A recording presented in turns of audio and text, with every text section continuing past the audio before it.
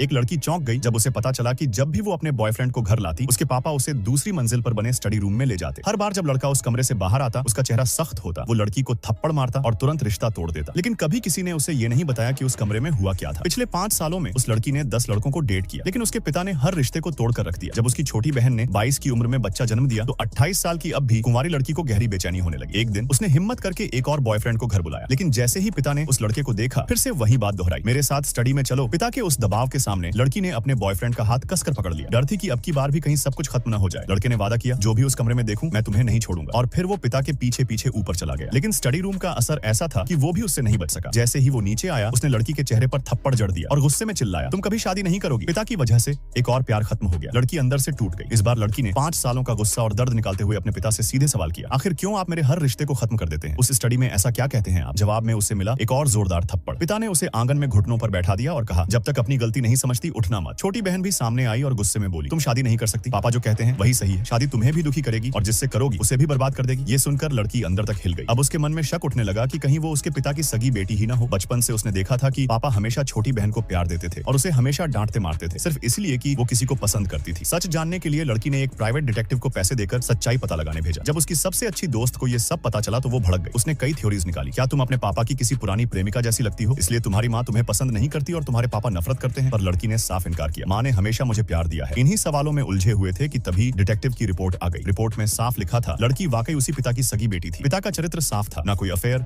ना कोई दाग। फिर भी उसकी शादी के खिलाफ वो इतना कठोर क्यों था, इसका कोई जवाब नहीं मिला। फिर दोस्त के कहने पर लड़की ने अपने सबसे बड़े ताऊजी से मदद मांगी। जब ताऊजी ने लड़की की हालत सुनी तो वो गुस्से में आग बबूला हो गए। वो सीधे उसके पापा के पास पहुंचे और बोले, इस उम्र में उसे प्यार से कैसे रोका जा सकता है? पिता ने एक शब्द भी नहीं कहा और ताऊजी को भी स्टडी रूम में ले गए। लड़की की सांसें तेज हो गईं। डर था कहीं ताऊजी भी बाकी लोगों जैसे न बन जाए। कुछ मिनट बाद ताऊजी बाहर आए और लड़की को जोरदार थप्पड़ जड़ दिया। गुस्से में बोले, तुम लड़कों की जिंदगी बर्बाद कर रही हो। और तभी ताईजी वहां पहुंच गई और ताऊजी पर बरस पड़ी, क्या आप भी इस लड़की की शादी रोकेंगे? पिता अब भी चुप थे। उन्होंने ताईजी को भी स्टडी रूम में बुला लिया, लेकिन जैसे ही ताईजी बाहर आई, उनका व्यवहार भी बदल गया था। वो भी लड़की को डांटने लगी, घर में चुपचाप बैठो, अगर दोबारा शादी का नाम लिया तो अंजाम बहुत बुरा होगा। लड़की एक बार फिर गहरे अंधेरे में डूब गई। पिता के जुल्म यहीं खत्म नहीं हुए। जब वो उदास होकर कमरे में गई तो देखा मोबाइल में उसके सारे बॉयफ्रेंड्स के नंबर मिट चुके थे। उनके साथ की सारी तस्वीरें भी गायब थी। गुस्से में आग बबूला होकर वो बाहर दौड़ी और पूछा, ये सब किसने किया? तब पता चला उसके पिता और बहन दोनों ने मिलकर ये किया था, ताकि वो दोबारा कभी प्यार के बारे में सोच भी न सके। वो जितने सवाल पूछती उतना ही एक ही जवाब मिलता, प्यार और शादी को हमेशा के लिए भूल जाओ। अब लड़की का गुस्सा फूट पड़ा। उसने जिद पकड़ ली, अब मैं खुद स्टडी में जाकर देखूंगी कि वहाँ है क्या। पिता की रोक टोक को अनसुना करते हुए उसने बहन को धक्का दिया